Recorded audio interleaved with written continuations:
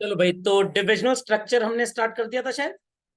तो if I से that one business organization which is very very very large in number has multiple types of businesses, hotel industry है, garment का manufacturing है, उनका food production है, technology का भी है, ढेर सारे बिजनेसेस वो करते हैं।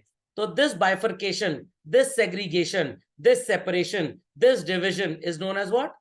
Divisional structure.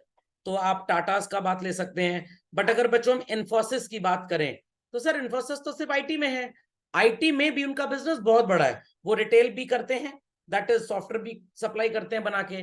There after Infosys सीधे कंपनीज को भी सर्व करता है। तो एक उनका रिटेल डिवीजन हो गया और एक इंडस्ट्रियल डिवीजन हो गया। इंडस्ट्रियल डिवीजन में इन्फोसिस वाले Microsoft, Boeing, Tata, Bajaj, Maruti, Honda, इनकी डिवाइसेस के लिए भी सॉफ्टवेयर बना के देते हैं। तो this is called as industrial channel. What? Industrial. Got it clear? Then उनका एक बैंकिंग बिजनेस चैनल है, बैंकिंग डिवीजन है। जितने बैंक्स इंडिया में काम करते हैं बच्चों, सब आजकल कंप्यूटराइज अकाउंटिंग कर रहे हैं। और मेजॉरिटी बैंक्स जो यूज करते हैं सॉफ्टवेयर, वो उसका नाम है फिनैकल। व्हाट? फिनैकल। और ये सॉफ्टवेयर इन्फोसिस ने बनाया है। एचडीएफसी इसको यूज करता है, एसबीआई यूज करता है, कुछ और बैंक्स भी इसको यूज करते हैं, बट उनका नाम अलग है। नाम अलग है। Fundamental logic is clear? तो इन्फोसिस इनकम टैक्स की भी वेबसाइट मेंटेन करता है। जो इनकम टैक्स की वेबसाइट पे आपके पापा अपना टैक्स पे करते हैं, तो इसका पूरे मॉनिटरिंग भी कौन करता है? इन्फोसिस करता है। तो इन्फोसिस कहने को तो एक तरह का धंधा चलाता है बस, that is information technology. But उसमें भी अलग अलग टाइप के हैं। उन्होंने हमारे आपके जैसे लोगों के लिए सॉफ्टवेयर बनाया, तो it is retail sector. What? Retail. और बैंकर्स के लिए भी बना रहे हैं, गवर्नमेंट के लिए बना रहे हैं। तो उन्होंने अपने डिवीजन ऐसे बना दिए इन्फोसिस ने। एक है उनका रिटेल एप्लीकेशन डिवीजन, जहां रिटेल एप्स और सॉफ्टवेयर बनाए जाते हैं जो इंडिविजुअल हमारे आपके जैसे लोगों को बेचे जाते हैं। Then they have banking service division, वहां पे वो सॉफ्टवेयर किसके लिए बनाएंगे? बैंक्स के लिए। फिर वो सो कॉल्ड गवर्नमेंट को भी सर्व करते हैं, तो उन्होंने गवर्नमेंट सर्विस डिवीजन एक खोल दिया। तो they also have multiple division basically. समझ में आ गई बात? तो ये मत सोचिएगा कि एक तरीके का बिजनेस अगर है तो उसमें डिविजन्स नहीं हो सकते, उसमें भी डिविजन्स हो सकते हैं। समझे बात को कि नहीं समझे? चलिए, so this much is understood well. तो सबसे पहला इंपॉर्टेंट पॉइंट है चिल्ड्रन की भाई सुटेबिलिटी क्या है डिविजनल स्ट्रक्चर की। बिजनेस बहुत लार्ज है, अलग अलग टाइप के बिजनेसेस हैं। तो मेरा होटल भी है और मान लीजिए एक क्लॉथ मैन्युफैक्चरिंग यूनिट भी है। Can I hire one person to act as a managing director in my multi crore business? Absolutely not. तो क्लॉथ यूनिट के लिए अलग मैनेजिंग डायरेक्टर हायर किया जाएगा, और अपने सो कॉल्ड दूसरे बिजनेस के लिए, होटल के लिए, अलग मैनेजिंग डायरेक्टर हायर किया जाएगा। So please mark the advantages children. तो सबसे पहले अगर आपके पास अलग अलग स्टाफ अलग अलग जगह काम कर रहा है बच्चों, तो आप गलती करने पे बैंड बजा सकते हैं, उसकी रिस्पॉन्सिबिलिटी फिक्स कर सकते हैं। But when there is a huge business but it doesn't has divisions, you have not appointed specialized or different people, can you hold any single person responsible for the fault committed? No. तो इसलिए ये आसान बन जाता है। अगर आपने ढेर सारे बिजनेसेस खोले हुए हैं और हेड एक बना दिया, तो क्या आप सोच पाएंगे कि वो इंसान हर यूनिट के लिए, हर डिपार्टमेंट के लिए, हर टाइप ऑफ बिजनेस के लिए इनिशिएटिव लेकर उसको बढ़ाने की कोशिश करे? नो। या तो वो सो कॉल्ड क्लोथिंग में अच्छा करेगा, या तो होटल में अच्छा करेगा, या तो टेलीकॉम में अच्छा करेगा, या तो स्टील मैन्युफैक्चरिंग में अच्छा करेगा। वो सब में अच्छा नहीं कर सकता। स्पेशलाइजेशन अगर है तो पर्सन भी तो स्पेशलाइज होना चाहिए। आई रिपीट, पर्सन भी स्पेशलाइज्ड होना चाहिए। तो if you have a very big, let us से फूड ऑर्गेनाइजेशन, आप फूड में डील करते हैं, तो आप बेकरी में भी डील करते हैं, आप आउटडोर केटरिंग में भी डील करते हैं, आपका रेस्टोरेंट भी है, और आपने सबके लिए कॉमन स्टाफ रखा हुआ है। अब या तो वो बेकरी में अच्छे होंगे, या तो आउटडोर केटरिंग में अच्छे होंगे। आउटडोर केटरिंग जानते हैं ना? जैसे आपके घर मान लीजिए 100 लोग की पार्टी है, तो आपने हायर कर लिया लोगों को। और या तो वो रेस्टोरेंट में अच्छे होंगे, वो सब में अच्छे नहीं हो सकते। तो अगर आपका बिजनेस स्पेशलाइज्ड है, तो आपको अलग अलग डिविजन में इसको क्रिएट करना पड़ेगा। फाइन। चाय पत्ती होती है टाटा की, तो क्वालिटी चाय की अलग अलग होती है, इसलिए उनकी पैकिंग भी अलग अलग है। अभी उनका बिजनेस इतना बड़ा नहीं है कि उनको 3 अलग अलग कंपनीज खोलनी पड़े। बट कल को मान लीजिए वो अफ्रीका में, पाकिस्तान में, बांग्लादेश में, थाईलैंड में टाटा अग्नि चाय सप्लाई करते हैं, और बहुत ज्यादा सेल है, to look after this business बहुत बड़ा स्टाफ चाहिए। Then US, UK, New Zealand, Russia और यूनाइटेड किंगडम के कुछ एरियाज जहां पे उनकी टाटा टेटली चाय बहुत बिकती है, तो बहुत बड़ा बिजनेस है ये भी, वहां के लिए अलग स्टाफ चाहिए। और इंडिया में टाटा प्रीमियम टी चलती है, तो टाटा ने 2 बिजनेस डिविजन्स बना दिए, एक हो गया इंडोर बिजनेस और एक हो गया एक्सपोर्ट या आउटडोर। आउटडोर के भी उन्होंने 2 डिविजन बना दिए, एक हो गया प्रीमियम डिवीजन जहां पे टाटा टेटली बेच रहे हैं, और एक हो गया स्टैंडर्ड डिवीजन। तो स्टैंडर्ड डिवीजन में गरीब देशों को टाटा अग्नि चाय बेची जा रही है, प्रीमियम डिवीजन में रईस देशों को टाटा टेटली बेची जा रही है। जैसे सीबीएसई क्लास 10th में 2 तरह की मैथ्स होती है, one is basic, another is, तो स्टैंडर्ड मैथ्स का पेपर बहुत टफ होता है as compared with basic maths. Basic तो एकदम फॉर्मूला बेस्ड है, a plus B equals to A B, A into B equals to A B, ऐसा ही कुछ चलता है ना। तो अब उनके पेपर सेटर्स भी अलग हैं, पेपर छपेगा भी अलग जगह, पता लगा स्टैंडर्ड वाली जगह पे बेसिक का पेपर छप गया और बेसिक वाली जगह पे स्टैंडर्ड, एक ही प्रेस को दोनों दे दिए, एक क्वेश्चन इजी आ रहा है, एक बहुत भयंकर।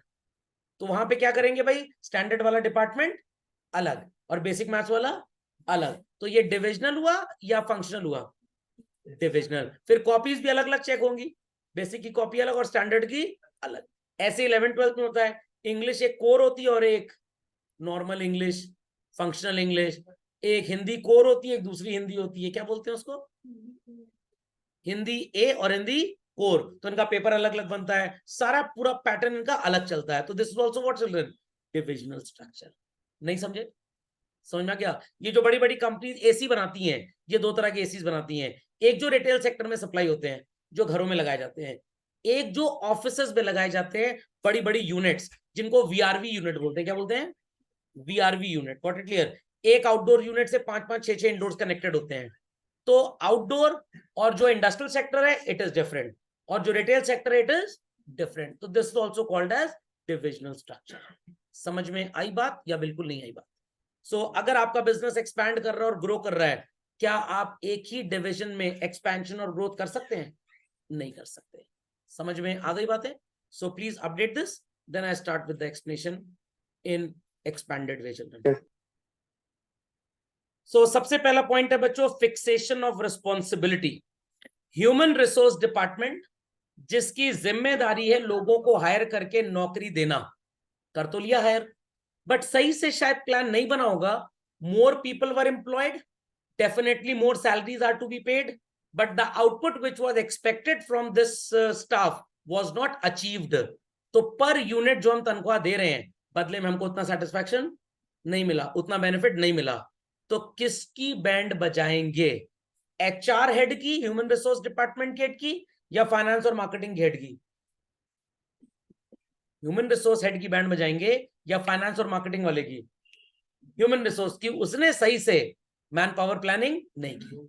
मान लीजिए कि गुड्स की मार्केटिंग का टाइम था दीपावली से 1 महीना पहले, बट जो मार्केटिंग की स्कीम बनी, मार्केटिंग का बजट बना, फाइनेंस डिपार्टमेंट ने टाइम पे सैंक्शन किया ही नहीं, और मार्केटिंग वाले सही टाइम पे एडवर्टाइजमेंट एंड सेल्स प्रमोशन नहीं कर पाए, और प्रोडक्ट का स्टॉक डंप हो गया बाजार में और सेल नहीं मिली। Who should be held responsible? Finance. क्यों? गलती उनकी थी। What it clear? अभी आपने देखा होगा बालासोर वाला जो एक्सीडेंट हुआ, तो वहां पे गलती किसकी थी? जो ट्रेन में पैसेंजर्स बैठे थे, वही मनोज थे सर। उन्हीं में से कुछ ऐसे थे जो मनोज टाइप के थे, जिनकी वजह से एक्सीडेंट हो गया। Should they B held responsible? Sir भगवान की जिम्मेदारी। क्यों? उन्होंने अगर भयंकर बरसात करवा दी होती, बाढ़ वहां गई थी, ट्रेन पहले ही कैंसिल हो जाती, ट्रेन चलती ना तो एक्सीडेंट होता ही ना। क्या भगवान को जिम्मेदार ठहरा दे? पोस्टर लगा दे, लापता, इनको ढूंढिए, इनको कटघरे में लेके जाइए। ओ माय गॉड, ऐसा होगा? नहीं होगा। किसकी गलती थी? सिग्नल इंचार्ज डिपार्टमेंट वाले लोगों की, जिन्होंने सिग्नलिंग में गड़बड़ी कर दी। तो किसको नापा जाएगा? सिग्नल इंचार्ज को। समझ में आया कि नहीं आया? वहां पे भी टीम ऑफ 5 पीपल काम करती है, बट आप किसको सो कॉल्ड सस्पेंड करेंगे, पेनलाइज करेंगे? जो सिग्नल्स को उस समय ऑपरेट कर रहा था। खोपड़े में बात गई कि नहीं गई? समझ में आ गया? तो जब आपका डिवीजन ही नहीं है, क्या आप किसी पर्सन को पकड़ के उसकी जिम्मेदारी फिक्स कर पाएंगे? नो। इसलिए डिवीजन का होना बहुत जरूरी है। Understood this?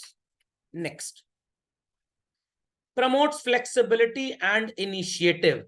If there are divisions and we promote people or in the absence of a senior person, a junior employee, in the absence of a superior, a subordinate employee is held responsible to do a particular work. अच्छा हुआ तो उसी को मिलेगा incentive, और खराब हुआ तो उसी को निपटा दिया जाएगा, उसी की बैंड बजाई जाएगी, उसी क्लास लगाई जाएगी।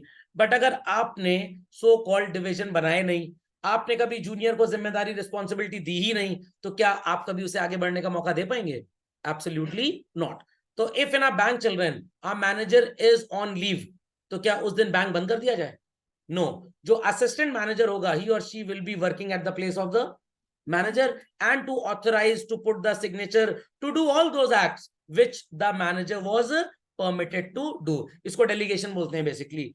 तो अगर आपको डेलीगेशन करना है तो पहले डिपार्टमेंट तो बनाओ, जब आपका डिवीजन ही नहीं है तो डेलीगेशन नहीं होगा। मान लीजिए कि अभी जैसे फॉर एग्जांपल लेट अस से एक हमारे फाइनेंस मिनिस्टर थे अरुण जेटली साहब, उनकी तबीयत खराब हुई और उनकी डेथ हो गई, तो क्या फाइनेंस डिपार्टमेंट इंडिया में बंद कर दिया जाए, सारे लोन रोक दिए जाए? नो, फाइनेंस मिनिस्टर की डेथ हो चुकी है। अब आनंद फानन में कल सवेरे तो नया फाइनेंस मिनिस्टर पैदा हो नहीं जाएगा, इट विल टेक टाइम। तब तक फाइनेंस का सो कॉल्ड रिस्पॉन्सिबिलिटी किसी दूसरे को दे दो। किसको दे दो? होम मिनिस्टर को दे दें, वो ऑलरेडी ओवरबर्डन है अपने काम पे। किसी पीडब्ल्यूडी पब्लिक वर्क्स डिपार्टमेंट के मिनिस्टर को दे दो, किसी बिजली सप्लाई इरिगेशन मिनिस्टर, इन सबको दे दिया जाए, इनके पास काम कम होगा। तो जब अलग अलग मिनिस्ट्रीज ही नहीं है, डिक्टेटरशिप सिस्टम चल रहा है पूरे देश में, क्या डेलीगेशन हो पाएगा? नो। क्या हम दूसरे मिनिस्टर को सीखने का मौका दे पाएंगे? बिल्कुल भी नहीं। समझ में आई बात कि नहीं? पक्का? आपके घर में आपकी मम्मी है और चाची जी हैं, मम्मी चली गई नानी माँ के यहाँ 15 दिन के लिए, मम्मी की जिम्मेदारी दिन के लंच की थी। अब क्या दिन में लोग व्रत रखेंगे 15 दिन? No. Who will take care? चाची जी। कुछ लोग चाची बोलने ना लायक, चाची जी बोलना है। चाची जी विल टेक केयर। तो चाची जी को भी मौका दिया गया कि अगर वो दोनों काम संभाल लें, दिन का लंच भी और रात का डिनर भी, मम्मी और 15 दिन रुक जाएंगी नानी के यहाँ। और मम्मी क्या बोलेंगे चाची से? छोटी बहुत बढ़िया काम कर रही, बहुत बढ़िया, तुम्हें इनाम मिलेगा। क्या इनाम मिला? अब तुम नाश्ते की भी जिम्मेदारी ले लो साथ में। समझ में आई बात कि नहीं? समझ में आई बात? बट अगर ये 3 मील्स का सिस्टम ही ना होता, ये डिवीजन ही ना होता, क्या चाची जी को सो कॉल्ड और जिम्मेदारी दी जाती? नहीं दी जाती। प्रोडक्ट स्पेशलाइजेशन, एक ही तरीके का सामान बनाते हैं हम, एक ही तरीके का प्रोडक्ट बनाते हैं, क्या डिविजन होंगे? नो। डिवीजन कब बनते हैं? जब प्रोडक्ट लाइन सर्विस लाइन बढ़ जाती है, अलग अलग हो जाती है। ओके एंड चिल्ड्रन, बात सेम है, जब तक आपका बिजनेस एक्सपैंड नहीं होगा, न्यू डिविजन्स क्रिएट नहीं होंगे। फिलिप्स कंपनी का नाम सुना है children? Originally can anybody answer me कि ये फिलिप्स कंपनी किस तरह के प्रोडक्ट्स में डील करती थी? ओनली लाइटिंग डिवीजन था। कौन सा डिवीजन था? लाइटनिंग नहीं, वो तो भगवान का डिवीजन है। It is only lighting division. क्या काम करते थे? बल्ब, ट्यूबलाइट, ये सब चीजें बनाया करते थे। धीरे धीरे थोड़ा नाम बढ़ा, थोड़ा प्रमोशन हुआ इनके प्रोडक्ट का, रेपुटेशन बन गई, इन्होंने सोचा बिजनेस को बढ़ाते हैं and they launched a radio. Sir ये तो 92.7 93.5 रेड एफएम आता है, वो रेडियो चैनल है, मैं बात कर रहा हूं रेडियो इक्विपमेंट की। जैसे जैसे पता लगा रेडियो की सेल बहुत भयंकर बढ़ गई, they entered into further electronics and launched what? Music system. Thereafter, गलत जवाब, टीवी सेट होता है, टीवी तो मीडियम ऑफ कम्युनिकेशन है, टेलीविजन, टीवी सेट। उसके बाद इन्होंने सीडी प्लेयर बनाना स्टार्ट किया, हो सकता है आने वाले टाइम में जूता चप्पल ही बनाने लग जाए। आपने ली कूपर का नाम सुना है? Answer, Lee Cooper originally trousers ही बनाता था, बस और कुछ नहीं बनाता था, जीन्स बेसिकली। जब नाम वाम बढ़ा तो सोचा कैसे अपनी रेपुटेशन को एनकैश करें, तो क्लोथिंग डिवीजन से डाइवर्सिफाई हुए फुटवियर डिवीजन पे, ली कूपर का जूता भी आने लग गया। अब रियलिटी में जूता ही नहीं बनाते, ये कानपुर आगरा की किसी लेदर फैक्ट्री को पकड़ लिया इन्होंने और अपना ठप्पा लगवा के स्टिकर लगवा के जूता बनवाया, जारा वाले जैसे करते हैं। 350 की चप्पल नालायक 5,000 में बेचते हैं। इट्स अ ट्रू स्टोरी, गलत नहीं है। ओके तो ली कूपर ने सोचा अब तो ख्याति और बढ़ गई, फेमस और हो गए, चलो चश्मा और बेल्ट भी बेचे। They are not going to manufacture, जहां पे रेबन का ग्लास बनता है उसी कंपनी को पकड़ लिया, 600 रुपए का चश्मा 6,000 बेचना चालू कर दिया। ब्रांड किसका है? ली कूपर का। समझ में आई बात या बिल्कुल भी नहीं आई? Got it? तो जब आपके बिजनेस का बच्चों एक्सपेंशन एंड ग्रोथ होगा तभी आप डिविजन्स क्रिएट करेंगे। तो अगर आपके बिजनेस को एक्सपैंड करना चाहते हैं आप, तो you need to create different divisions as such. Got it clear? और अगर आपने डिवीजन क्रिएट नहीं किया तो आपका बिजनेस कभी भी एक्सपैंड होगा नहीं। क्यों नहीं होगा भाई? एक ही आदमी सबको मैनेज करेगा और उसके पास स्पेशलाइजेशन होगा ही नहीं। समझ गए? तो आप अगर ताज ग्रुप की बात करें, वेलकम ग्रुप, ये जो आईटीसी का मुगल शेरेटन है, इनका होटल भी होता है, रेस्टोरेंट भी होता है और इनके बैंक्वेट हॉल्स भी होते हैं। अब मान लीजिए आपको नॉर्मली इनके होटल में 4 दिन के लिए स्टे करना है, तो इनका होटल मैनेजर अलग होगा, रेस्टोरेंट में जो फूड मैनेजर है वो अलग होगा, और जो बैंक्वेट शादी ब्याह के लिए बुक हुआ उसका मैनेजर अलग होगा। सारा काम एक आदमी नहीं करेगा क्योंकि वो स्पेशलाइज नहीं होगा बेसिकली। तो अगर आप चाहते हैं कि अलग अलग काम अच्छे हो जाए आपके, तो आपको इन सबका स्पेशलाइजेशन अलग अलग लोगों के हाथ में देना पड़ेगा। समझे कि नहीं समझे? पक्का? तिलक सेरेमनी में पंडित अलग आता है, छोटा पंडित। शादी ब्याह के लिए पंडित 2-2 3 दिन रखे जाते हैं, सारे लोग सही मंत्र मारे कम से कम। अंडरस्टैंडिंग और नॉट? पक्का? शादी जिस घर में है, बारात का खाना और तिलक का खाना सुपर स्पेशलाइज हलवाई बनाएंगे, और नॉर्मल घर में जो गेस्ट हैं उनके लिए तो शीला और मुन्नी आके घर के लोगों के साथ हाथ बटा के खाना बना दिया जाएगा। समझे कि नहीं समझे? पक्का? चलिए, डिसएडवांटेजेस चिल्ड्रन, ढेर सारे डिपार्टमेंट हैं मुगल शेरेटन होटल के अंदर। जो लॉजिंग रूम्स का मैनेजर है उसकी फूड मैनेजर के साथ नहीं बनती, दोनों की बैंक्वेट वाले से बिल्कुल नहीं बनती। रूम नंबर 420 में पता लगा मैं स्टे कर रहा हूं, मैंने किचन में फोन किया, 2 उबले अंडे का ऑमलेट लेते हो। उबले अंडे का ऑमलेट, उबला अंडा बनाइए, ऑमलेट बनाइए, दोनों को एक साथ रख दीजिए, बन गया उबले अंडे का ऑमलेट। समझ में आ गया? बहुत बेकार जोक था सर, उल्टी आ गई था जोक सुन के। तो सो कॉल्ड, अब ये फोन किचन में गया, किचन वाला जो मैनेजर है वो अलग है फूड मैनेजर, और जो रूम मैनेजर है वो अलग है, दोनों की आपस में बनती नहीं है, तो मेरे को टाइम पे फूड मिलेगा नहीं। मैं कंप्लेन करूंगा रूम मैनेजर से, कहेगा हमसे उससे कोई मतलब नहीं। मैं फोन कर रहा हूँ किचन में, कह रहा हूँ रूम से बाहर आके ले लिया, अंदर नहीं पहुंचाएंगे। तो क्या होटल चल पाएगा? बिल्कुल नहीं। और जो होटल का मालिक होगा इन दोनों मैनेजर को बोले अब तुम लोग चलो जाओ यहां से। समझे बात को कि नहीं समझे? तो क्या हो जाएगा बच्चों दोनों के बीच में? कॉन्फ्लिक्ट। एक दूसरा नुकसान क्या है? बिजनेस के डिविजन्स तो अलग अलग है, फिलिप्स का लाइटिंग डिवीजन है, then so called electronics division है, उन्होंने कंप्यूटर मोबाइल फोन भी बनाना स्टार्ट कर दिया। फिलिप्स के जमाने में मोबाइल फोन भी बनाता था, पहला मोबाइल फोन इनका जो वर्ल्ड में लॉन्च हुआ था उसका नाम फिलिप्स डीगा था, DIGA, डिजिटल बेसिकली। तो ये इनका टेलीकॉम डिवीजन भी था, बट बिजनेस बहुत बड़ा नहीं था कि 4 लोगों को रखने की जरूरत पड़े। 4 लोगों को रख लिया, क्या हुआ? खर्चा, कॉस्ट बढ़ गई। चाट के ठेले में देखिए, एक है टिकिया डिवीजन, एक है पानीपुरी डिवीजन, एक है गुलाब जामुन डिवीजन, एक है पैकिंग डिवीजन। अब टिकिया वाले की पैकिंग वाले से बनती नहीं है, तो क्या होगा? अल्टीमेटली कॉन्फ्लिक्ट दोनों के बीच में, और धंधा चौपट हो जाएगा XYZ चाट भंडार वाले का। समझ में आ गया? अब आपकी दुकान पे प्रोडक्ट तो 10 तरीके के, बट इतनी भीड़ ही नहीं है क्या आपको 4 अलग अलग तरीके के लोगों को हायर करने की जरूरत है? नो, एक ही आदमी पैकिंग का भी काम कर देता है और ठेले पे टिक्की सर्व भी कर देता है। बट जब बिजनेस बहुत बड़ा हो गया तो आपने पैकिंग के लिए एक अलग पर्सन स्पेशलाइज्ड हायर कर लिया। तो जब तक आपका बिजनेस बहुत एक्सपैंडेड नहीं है, आपने डिविजन्स क्रिएट करके हायरिंग कर ली, तो क्या होगा? आपकी कॉस्ट बढ़ जाएगी। तो you need to do hiring के बाद व्हाट? क्या करना पड़ता है? फायरिंग, हटाना पड़ता है उनको, hiring and firing. Okay, difficulty in employ training, अलग अलग डिविजन्स में अलग अलग तरीके के लोग चाहिए। Can we hold same training programs for the people employed in Taj Mahal hotel by Tata and people employed in Tata hospital? No, दोनों के लिए ट्रेनिंग अलग अलग होगी। आप एक तरह की ट्रेनिंग नहीं करवा सकते। अभी भी नहीं समझ में आ गया? तो ये डिफिकल्टी इन एम्प्लॉय ट्रेनिंग भी इनको ज्यादा कॉस्ट खर्च करने पे मजबूर कर देती है। So disadvantages are pretty understood well. चलिए तो लिख दीजिए फास्ट है। तो भाई कॉन्फ्लिक्ट क्यों होगा? एक डिपार्टमेंट का जो हेड है मार्केटिंग डिपार्टमेंट के हेड से लड़ाई कर बैठा। क्यों? क्योंकि मार्केटिंग डिपार्टमेंट वाले ने अपनी 25th मैरिज एनिवर्सरी में फाइनेंस वाले को बुलाया नहीं था। कह रहा आओ बेटा तुम बजट सैंक्शन कराने। मैं तुम्हारा बजट सैंक्शन ही नहीं करूंगा टाइम पे, देर से बजट सैंक्शन होगा, तुम्हारा एडवर्टाइजमेंट होगा नहीं, प्रोडक्ट बिकेगा नहीं, रतन टाटा जी तुमको नौकरी से बाहर निकाल देंगे। रतन टाटा जी सब जानते हैं गड़बड़ी किसने की है, तो ठुकैया किसकी होगी? फाइनेंस वाले की।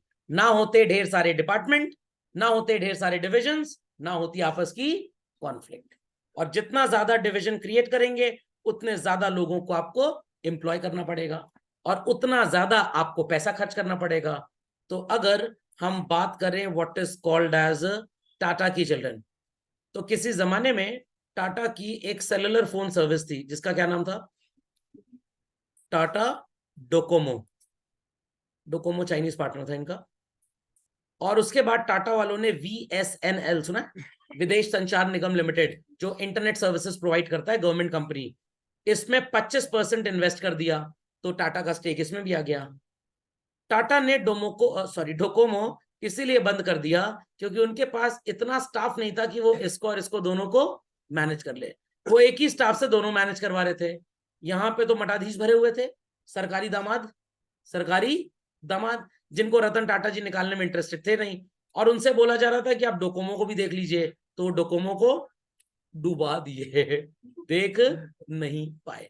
तो अल्टीमेटली टाटा ने डोकोमो को बंद कर दिया and they switched back to VSNL। समझ में आ गया? तो आपस में कॉन्फ्लिक्ट रहता था हमेशा। ये अपने आप को सरकारी दामाद बोलते थे, इन लोगों को डोमिनेट करने की कोशिश करते थे। दोनों तरह के एम्प्लॉइज हैं, काम तो एक ही जैसा है, बट कॉमन ट्रेनिंग इनकी हो नहीं पाती थी, अलग अलग ट्रेनिंग करानी पड़ती, तो खर्चे भी बढ़ जाते थे। तो टाटा ने सोचा कि अगर इसको बंद कर देंगे नुकसान कम है, इसको बंद करने में नुकसान ज्यादा है। इसको बंद करेंगे तो अपने नुकसान के साथ साथ देश का भी नुकसान होगा, इसको बंद करने में सिर्फ अपना और वो चाउ माउ चाइनीज का नुकसान होगा, देश का नुकसान नहीं होगा। तो they thought to shut down this. समझ में आया कि नहीं आया? पक्का? Moving ahead, difficulty in employ training is understood. अलग अलग डिविजन है। अब मान लीजिए मारुति के अलग अलग डिविजन है। एक है नेक्सा डिविजन जो महंगी कारें बिकती हैं, एक है अरीना डिविजन जहां पे सस्ती गाड़ियां बिकती हैं। दोनों के मार्केटिंग एजेंट्स की जो मेंटालिटी होती है वो अलग अलग होती है।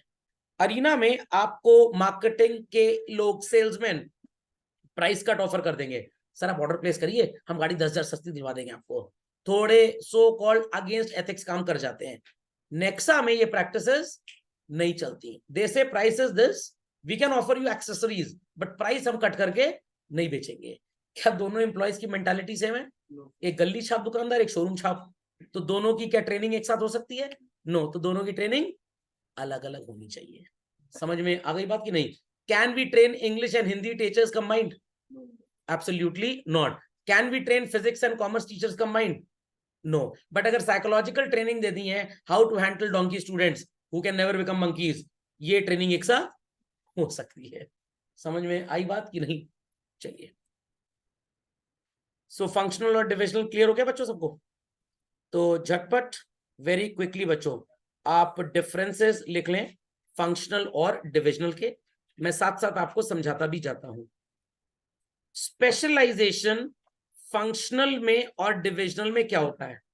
तो यहां पे सर फंक्शनल में तो फंक्शनल लिख गया, आप लिख दीजिए जॉब रोल स्पेशलाइजेशन।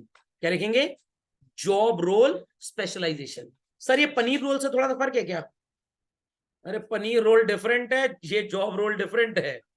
समझ में आया कि नहीं? पक्का? तो यहां पे लोगों के काम के हिसाब से स्पेशलाइजेशन है। मैनेजिंग डायरेक्टर फाइनेंस कौन होगा, मैनेजिंग डायरेक्टर मार्केटिंग कौन होगा, मैनेजिंग डायरेक्टर इंटरनेशनल बिजनेस कौन होगा, ये फंक्शनल स्पेशलाइजेशन है। Cars, two wheelers, clothing, footwear, eatable items, packed food, ice cream, ये सब क्या हो जाएगा? Product specialisation. सुटेबिलिटी ये कहां पे होगी sir? So called company like Maruti गाड़ी ही बनाती है, गाड़ी ही बनाती है, तो इनके प्रोडक्ट लिमिटेड है, प्रोडक्ट्स लिमिटेड है। ये आप जैसे बच्चों को पढ़ाया जाता है, बट मैं आपको तरीका बताता हूं। गाड़ी के साथ साथ बच्चों ये स्पेयर पार्ट्स भी बनाते हैं। जब आप मारुति के वर्कशॉप पे, सर्विस सेंटर पे जाते हो और बोलते हो हमारी कार का वाइपर खराब हो गया, पानी सही से साफ नहीं हो रहा, तो जो आपको कार्डबोर्ड का बॉक्स मिलता है उस पे MGP लिखा होता है, व्हाट? Maruti genuine parts. ये प्रैक्टिस इंडिया में मारुति ने स्टार्ट की थी। अब ये होता क्या, मैं आपको बताता हूं बच्चों। Have people heard the name of Castrol? Castrol का नाम सुना ना बच्चों? This company deal in automotive oil and lubricants. इसमें engine oil, brake oil, clutch gear oil, grease वगैरह वगैरह ये सब बनाते हैं। अब मारुति की गाड़ियों में कैस्ट्रॉल का ही तेल पड़ता है। किसका? कैस्ट्रॉल का। अब मान लीजिए कि आपके पास मारुति की एक कार है टाइटल्ड एज मारुति स्विफ्ट। इसमें जो इंजन ऑयल पड़ता है उसका एक नंबर होता है, कोड नंबर होता है 20W80। It is just an example children. घर जाके पापा की गाड़ी में डाल मत दीजिएगा इंजन ऑयल, पता लगा इंजन सीज हो गया। तो ये जो इंजन ऑयल होता है ये कोड वर्ड से बिकता है। अब मारुति वालों ने सोचा हम चाहते हैं कि हमारा कार का बायर हमारे ही सर्विस सेंटर पे गाड़ी सर्विस कराने आए। बहुत ध्यान से सुनिएगा बच्चों, बहुत बड़ी बिजनेस स्ट्रैटेजी है ये। हमारी ही सर्विस सेंटर पे गाड़ी की सर्विसिंग कराए, लोकल मैकेनिक से ना करवाए। खोपड़े में बात गई, खोपड़े में बात गई। तो मारुति वालों ने मेरे को फोन मिलाया और बोला सर जी क्या स्ट्रैटेजी बनाई जाए। मैंने कहा आप एक काम करिए, आप अपने प्रोडक्ट्स को एक्सक्लूसिविटी दे दीजिए। व्हाट? एक्सक्लूसिविटी। कह रहे इसका क्या मतलब होता है? मैंने कहा don't let them be localised. कह रहे बहुत सही, राम मिलाए जोड़ी, एक अंबानी एक घोड़ी। सर ना ये शब्द समझ में आया, आपका पटर पटर किया हुआ, ना ये शब्द समझ में आया। मैंने कहा कि अगर आपका कस्टमर स्विफ्ट गाड़ी खरीदता है, ध्यान दीजिएगा बच्चों बात पे, एमबीए लेवल पे भी ये बातें बच्चों को नहीं पढ़ाई जाती हैं और तभी उनका एक्यूमेन अंडा हो जाता है। स्विफ्ट गाड़ी जब आपका कस्टमर खरीदता है तो आपके सर्विस सेंटर वाले बोलते हैं 1650 रुपए सर्विसिंग का लेबर चार्ज है, और मुन्ना मैकेनिक कितने पैसे ले रहा है? 900। तो जो दलिद्र टाइप के अकलमंद वो बायर्स हैं स्विफ्ट के, वो मुन्ना मैकेनिक से गाड़ी की सर्विसिंग करा लेंगे और आपके रिपेयर सेंटर पे 1650 रुपए नहीं देंगे, उनका 750 रुपए बचेगा। मारुति वाले कह रहे हैं सर यही तो आपसे पूछ रहे हैं, हमको इसी कस्टमर को भागने से बचाना है। तो मैंने कहा आप एक काम करिए, आप अपनी किताब छापते हैं कार की, उसमें लिखिए कि स्विफ्ट गाड़ी में सो कॉल्ड जो ऑयल डलेगा उसका नाम होगा अश्योर 100। क्या नाम होगा? अश्योर 100। और ये इंजन ऑयल सिर्फ और सिर्फ मारुति के ऑथराइज्ड वर्कशॉप और शोरूम में ही मिलेगा, बाजार में ये मिलेगा ही नहीं। सर ये बनाए कौन? ये कैस्ट्रॉल वाले ही बनाएंगे आपके लिए। तो कैस्ट्रॉल वाले बाजार में जो ऑयल बेचते हैं अपने शॉपकीपर्स को, वो 20W80 के नाम से बेचते हैं। और छोटा छोटा लिखते हैं suitable for Swift 800, Honda City, Hyundai Santro वगैरह वगैरह वगैरह। और आप कैस्ट्रॉल वालों से बोलिए कि हमारे डिब्बे के ऊपर क्या लिखो? एश्योर 100। और वो सिर्फ हम ही को बेचोगे और किसी को नहीं बेचोगे। कैस्ट्रॉल कहेगा मेरा क्या नुकसान, मेरा तो तेल बिक ही रहा है ना, मैं किसी भी नाम से बेचूं। अब एक नॉर्मल अनपढ़ टाइप का कार बायर जो डरपोक भी है, जिसके अंदर अकल भी नहीं है, समझ में आ रही बात, वो जब जाता है शोरूम में और कहता है आपका ऑयल जो अश्योर 100 है इट इज ऑफ 1800 रुपीज, और हमने सुना है कि बाजार में ये वाला ऑयल 1200 रुपए का है और दोनों ऑयल्स सेम है। अब शोरूम वाला क्या समझाता है कहानी? नहीं भाई साहब ऐसा नहीं, देखिए अश्योर 100 है, ये ओरिजिनल मारुति का है, ये बाजार वाला नहीं है। व्हाट इट, देखिए इसमें लिखा भी है सुटेबल ऑयल। समझ में आ गया? और डरा धमका दिया, और जब नहीं माना कस्टमर, भाई साहब आपकी गाड़ी की वारंटी लैप्स हो जाएगी अगर आप बाहर सर्विसिंग कराई तो। खोपड़े में बात गई कि नहीं गई? अब डरपोक बायर ऑफ स्विफ्ट क्या करेगा? 1800 रुपए में अश्योर 100 चिपकवा लेगा। समझ में आया कि नहीं आया? नहीं समझ में आया? सर आपको ये कहानी कैसे पता है? मेरी फैमिली का एंसेस्ट्रल हेवी कमर्शियल व्हीकल्स का बिजनेस है, मेरे को भी शोरूम वाले ऐसे ही समझाते हैं। तो अभी लास्ट मेरे को अपनी कार सर्विसिंग करानी थी, ऐसी ज्ञान मेरे को मिला, पहले भी मिल चुका है काफी बार। कह रहे सर आपकी वारंटी लैप्स कर जाएगी। मैंने कहा 4 साल गाड़ी चला ली है, 5 साल की वारंटी है, 4 साल में कुछ हुआ नहीं, अब 5वें में क्या होगा? और अगर 4 साल तुम चोरों की बातों में फंसते, इतना पैसा तुम लूट लेते कि अगर कुछ खराब होता तो पैसा तुम ले ही चुके हो मेरे से उसका, मैं मार्केट में पैसा दे दूंगा। तो ऐसा हर जगह आप बेवकूफ बनते हैं।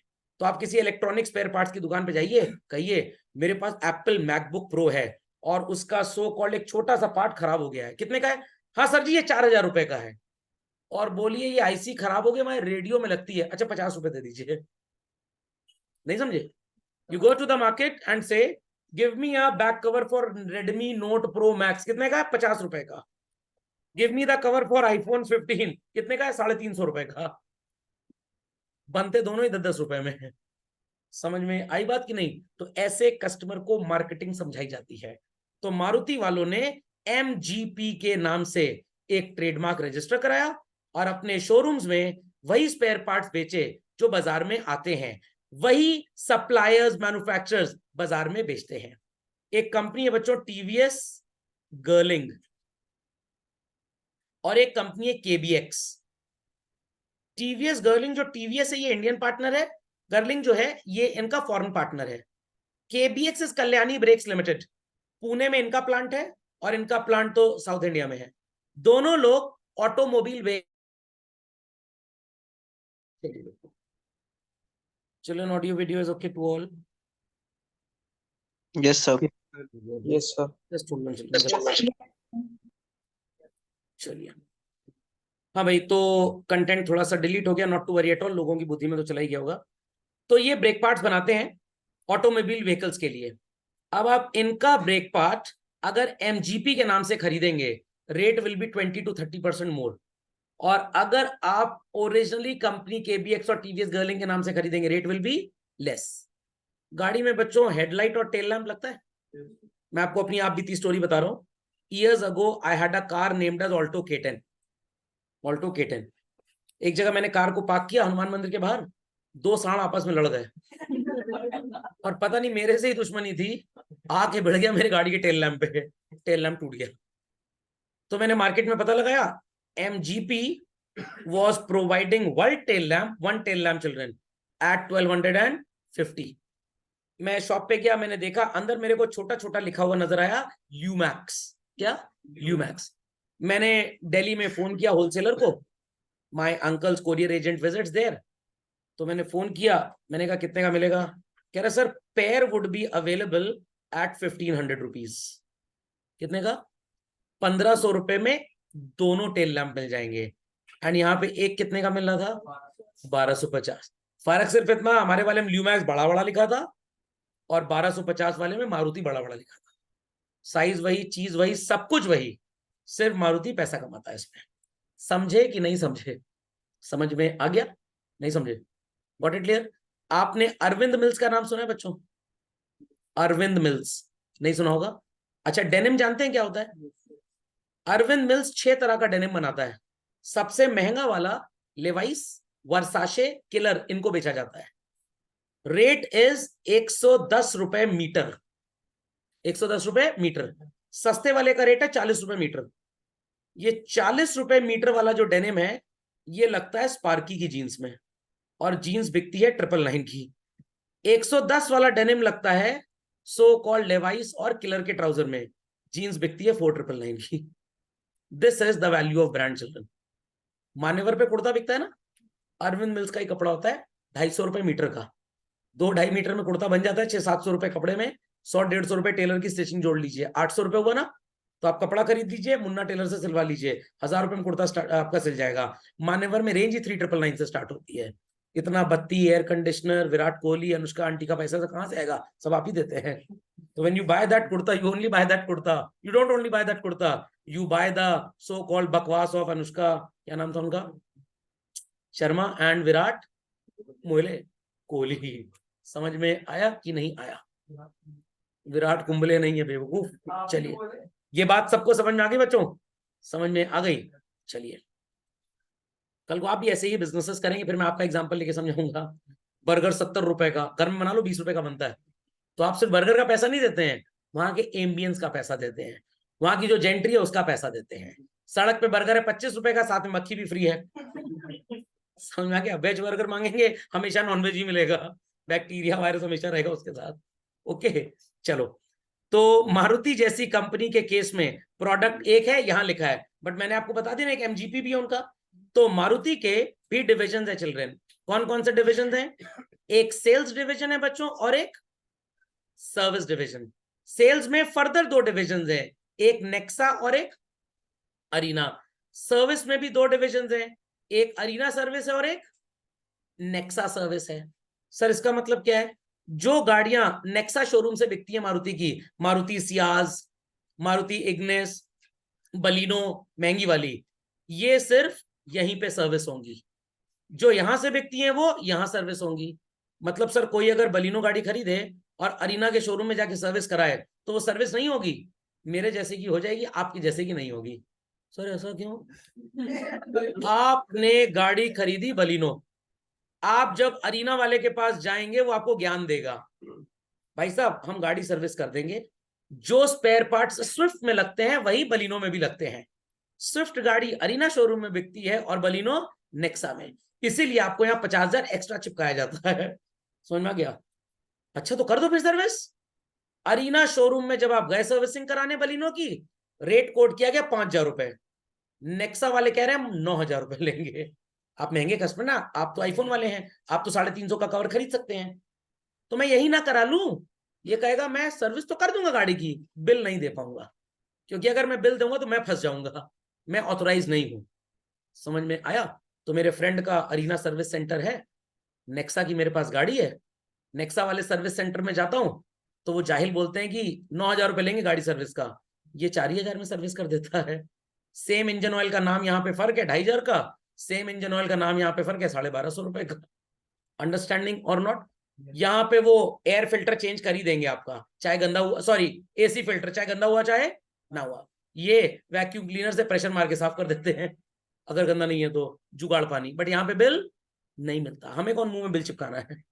मत दो हमको बिल, बिल नहीं मिलेगा 18% जीएसटी बच जाएगा, वो अलग फायदा, यहाँ पे जीएसटी भी चिपकेगी आपको।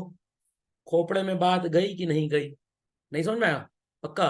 तो पढ़ाई लिखाई का बच्चों यही फायदा होता है कि दुनिया में आप बेवकूफ ना बने। मैंने अपनी कार की पहली सर्विसिंग कराई अमित दीप मोटर्स, इलाहाबाद में एक शोरूम है, बड़ा बढ़िया शोरूम है, बहुत अच्छे लोग हैं, अभी इनकम टैक्स की रेट भी बढ़ी थी इनके यहाँ। समझ में आ गया? I went with my car to get it serviced, they said कि इंजन ऑयल इज कॉस्टिंग 3,100। मैंने कहा इंजन ऑयल है कि शगुन का पैसा मांग रहे हो मेरे से, इतना महंगा engine oil? I use to drive Alto, that engine oil use to cost only 1,100। इसमें क्या इंजन ऑयल के साथ अंबानी अंबानी आके डिब्बा पलटेंगे क्या जो 2,000? नहीं सर इस गाड़ी का सिंथेटिक ऑयल होता है। मैंने कहा भाई साहब सिंथेटिक ऑयल की जरूरत पड़ती है जहां पे टेम्परेचर बहुत लो होता है, हिली एरिया में। प्रयागराज सिटी एकदम अलग से सूरज वाली सिटी है, इसके लिए सूरज चाचू अलग से चमकते हैं, तो इस शहर में इतनी गर्मी होती है, यहाँ पे सिंथेटिक ऑयल की जरूरत ही नहीं गाड़ी में। कह रहे आपको कैसे पता? मैंने कहा I belong to the family who deals in heavy commercial vehicle spare parts business. कह रहे नहीं नहीं डलेगा तो यही इंजन ऑयल डलेगा। मैंने कहा मैं सर्विस नहीं कराऊंगा तुम्हारे यहाँ। I came back to one of the known person, भैया कैस्ट्रॉल का तेल भेज देना जरा, 1,150 रुपए मिल गया, बढ़िया बच गए कि नहीं आपके पैसे? What it clear? तो क्यों आपको ज्यादा पैसे लिए जा रहे हैं? क्योंकि डिविजनल स्पेशलाइजेशन कर लिया, पैसे आपको चिपकाए जा रहे हैं। वही बात है फोल्ड फोन, मेरे दोस्त ने खरीदा, मैंने भी 2 खरीदे, टेप लगा के बीच से चिपका लूंगा, मेरा ही फोल्ड फोन हो गया। उनका तो ऑपरेटिंग सिस्टम है कि मैं 2 ऑपरेटिंग सिस्टम है, एक में एंड्रॉइड एक में आईओएस, बस 50 रुपए की टेप खरीदनी, आपका फोन भी फोल्ड फोन हो जाएगा। This is marketing and branding children, तो चिपकिएगा मत कभी भी, जब भी ऐसी हरकतें हो सौरभ सर को याद कर लीजिएगा। तो भाई सुटेबिलिटी समझ में आ गई बच्चों?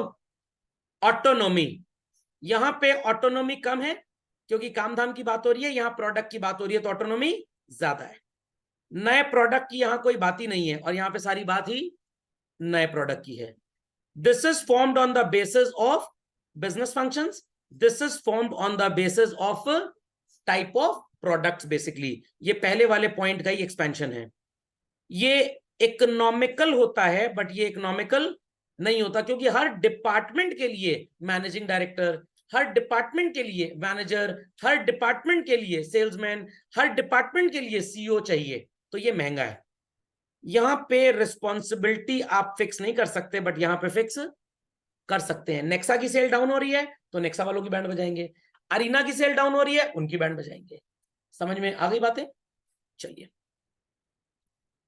तो मूविंग अहेड चिल्ड्रन, तो यहाँ पे कुछ आपको केस स्टडीज मिलेंगी, आप इसको रिकॉर्डिंग से अपडेट करेंगे और इसके आंसर्स लिखेंगे, और मैं आंसर्स तो आपके साथ अभी डिस्कस कर लेता हूं। एस लिमिटेड शर्ट बना रहा है बच्चों, क्या? सिर्फ शर्ट। प्रोडक्शन डिपार्टमेंट है, they have marketing, they have so called personnel, personnel जानते हैं? ह्यूमन रिसोर्स, जहां नौकरी वगैरह की बात की जाती है। Name the type of organisational structure Jahil limited, sorry Sahil limited is following. जो आंसर दे देंगे वो साहिल, जो नहीं दे पाए वो जाहिल। Decide your category. बताइए बच्चा क्या है? डिविजनल है कि फंक्शनल है? फंक्शनल। डिविजनल कब होता है? ये शर्ट के साथ पैंट भी बना रहे हैं, शूज बना रहे हैं, चश्मा बना रहे हैं। व्हाट इट लेयर, शर्ट और पैंट तो भाई ये क्या कहते हैं, अरे कपड़ा लत्ता ही हो गया ना, क्लोथिंग ही हो गया।